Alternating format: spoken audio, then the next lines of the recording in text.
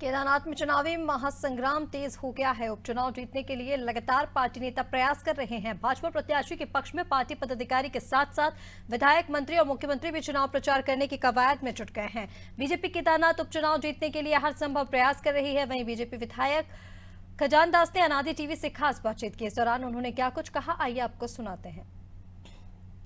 केदारनाथ विधानसभा का चुनावी महासंग्राम तेज हो गया है।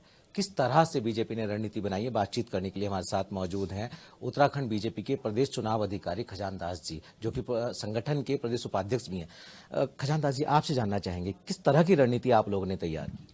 हाँ, देखिए, चुनाव को लेकर के केदारनाथ की अगर हम बात करते हैं तो केदारनाथ में भारतीय जनता पार्टी अपने संगठन के तहत बूथ स्तर पर काम कर रही है और पहले से ही चुनाव जब हो तब हो, किंतु शुरू से ही भारतीय जनता पार्टी का अपने कार्यकर्ताओं को तीव्रता देने की एक कोशिश होती है और समय समय पर ऐसी बैठकें करते रहते हैं कि ताकि हमारा बूथ लेवल मजबूत हो। और इसलिए भारतीय जनता पार्टी ने पहले ही अपने जो हमारे लीडर्स हैं प्रदेश के भी और जो स्थानीय लीडर्स हैं उनको भी बूथ स्तर पर लगा दिया था पहले से ही, और हम पूरी तैयारी के साथ वहाँ पे चुनाव लड़ेंगे। जिस तरह से आप बता रहे हैं कि आपने पहले से ही तैयारी शुरू कर दी थी और ऐसे में अब महिला प्रत्याशी जो है वो चुनावी मैदान में है, तो क्या लग रहा है महिला प्रत्याशी को जो है वो जीत मिलने वाली है? हाँ, देखिए, एक जाना माना नाम है आशा नौटियाल जी, भारतीय जनता पार्टी की प्रत्याशी वहाँ पर घोषित की गई है। और आशा नौटियाल पूर्व में 2 बार की विधायक केदारनाथ से जीत करके आई है और महिला मोर्चा की प्रदेश के अध्यक्ष है। तो भारतीय जनता पार्टी ने उन पर विश्वास जताया, उनको टिकट दिया और उनके नेतृत्व में वहाँ पर चुनाव हो रहा है। और मुझे लग रहा है कि पूरी मेहनत भारतीय जनता पार्टी के कार्यकर्ता करेंगे और हम अपने आप को जीरो मानते हुए दूसरे को आगे मानते हुए फिर हम उस लेवल पे पहुंचते हैं, जीत के कगार में पहुंचते हैं।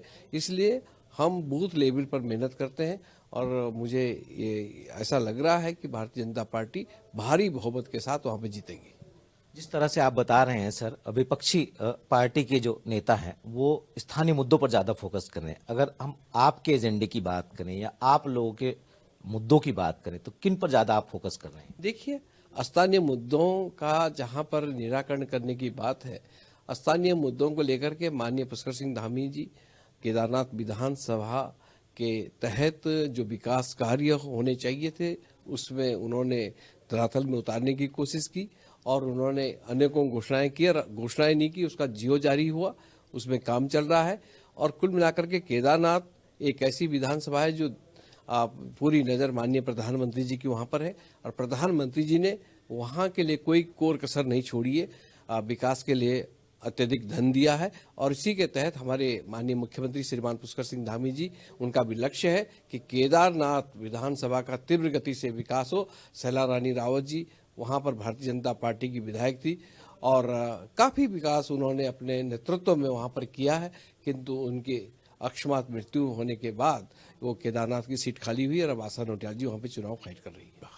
बस अंत में चलते एक सवाल और आपसे जानना चाहेंगे, केदारनाथ विधानसभा के उपचुनाव को लेकर आप कितना आश्वस्त हैं, क्योंकि आप वहां की बारीकी से बखूबी रूबरू हैं, तो हम क्या ये मान लें कि बाबा केदारनाथ की बीजेपी पर इस उपचुनाव में कृपा होने जा रही है? देखिए, भगवान केदारनाथ भारतीय जनता पार्टी के प्रत्याशी के प्रति जो उनकी आस्था है, उस आस्था के प्रति और जो आदरणीय देश के प्रधानमंत्री जी ने जो केदारनाथ में जो कार्य किए हैं और माननीय मुख्यमंत्री जी ने उसको मूर्त रूप देने का जो काम किया है, उसके लिए मैं इतना कहना चाहूँगा कि पूरी तरह से आश्वस्त हैं कि वो भारतीय जनता पार्टी के झोली में वो सीट आएगी और हम भारी बहुमत के साथ केदारनाथ की सीट को फतेह करेंगे।